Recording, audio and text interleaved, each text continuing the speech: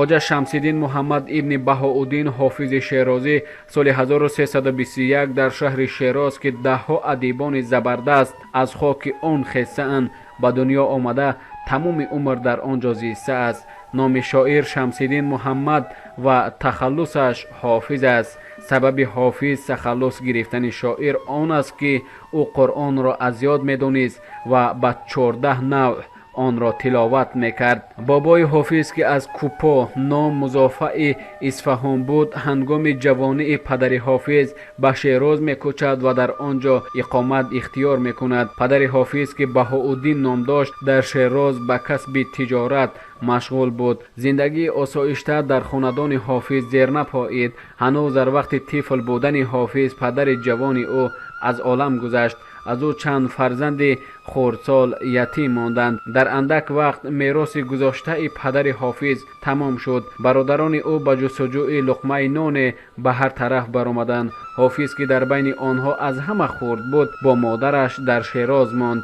модар фарзанди худро аз хӯроку пӯшок таъмин карда натавониста, ӯро ба дари сарватманде ба хидмат дод.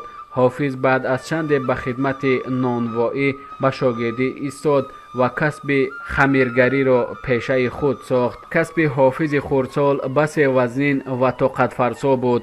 ӯ аз нимаи шаб то субҳ хамир мекард ва музди ба даст овардаашро ба 4 ҳисса тақсим мекард. як ҳиссаи онро ба модараш медод, як ҳиссаро худаш сарф мекард ва як ҳиссаи дигарро ба мактабдор дода рӯзона дар мактаби ӯ мехонд. чоряки боқимондаро ба бечорагон хайр мекард. дар мактаб ҳофиз истеъдоди фавқулодаи фитрӣ зоҳир намуда, Қуръонро зуд аз ёд кард ва хондану навиштанро низ ба хубӣ омӯхт.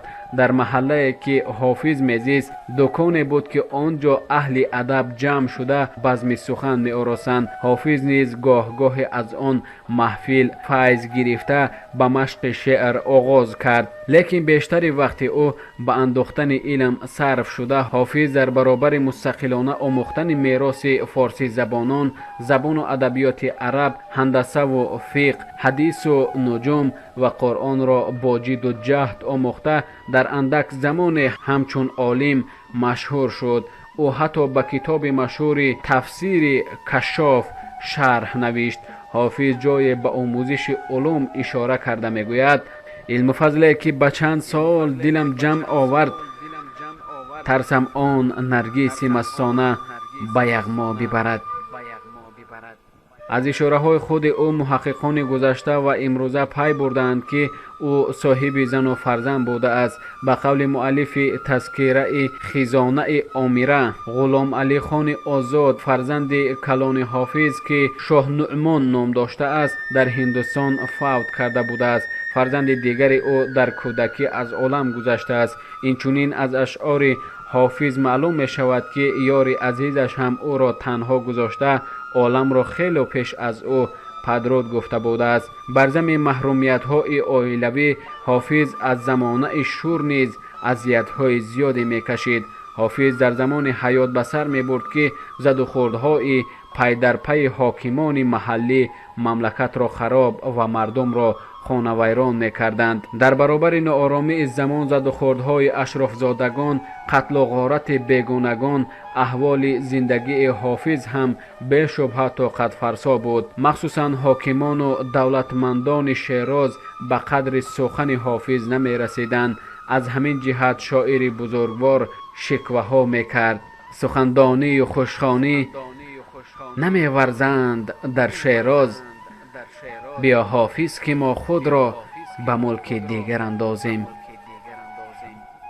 бо вуҷуди ин қадар парешонӣ, ҳофиз шабу рӯз кор мекард, шеър мегуфт. ғазалҳои намакини ӯ дар саросари кишварҳое ки забони тоҷикӣ форсиро медонистанд ғулғулаҳо меафканд ва ба қавли давлатшоҳи самарқандӣ дар ҳама ҷо мактаби дилу ҳавоси мардуми аввом мегардид. мураттиби номаълуми девони ҳофиз низ пас аз андаки вафоти ӯ хабар медиҳад ки шеъри ҳофиз бо тамоми ҷалол ва шукӯҳ дар андак муддате ба به اقصای ترکستان، هندوستان، عراق، آذربایجان رسیده غزل‌های شورانگیز او چنان معقول خاص و عام گشته بود که مجلس به نقل سخن ذوق‌آمیز او رونق نمی‌یافت. خود حافظ نیز شهرت اشعار شورانگیز خود را چنین تصویر می‌نماید: به شعر حافظ شیراز میگویند و میرقصند، سیاه چشمان کشمیری و ترکان سمرقندی،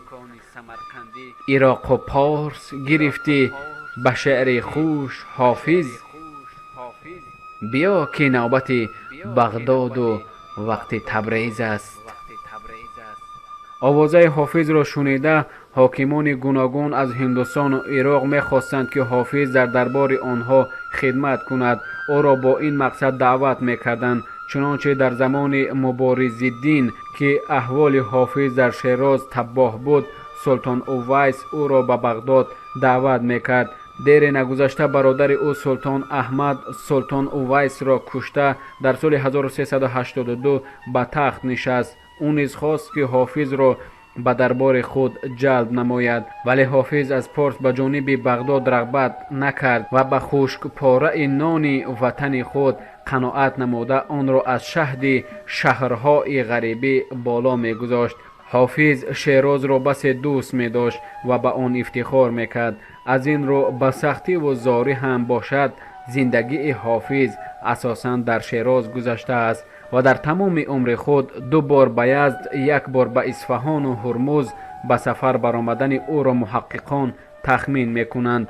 وفات حافظ در سال 1390 میلادی واقع گردیده است. هرچند حافظ وفات کرده است ولی کلام شورانگیز و اشعار دلاویزش هزاران شوریدگان و عاشقان سخن فارسی را تسخیر نموده و برای همیشگی سیمای او را در دل و دیده دلباختگان و هوادارانش زنده می دارد.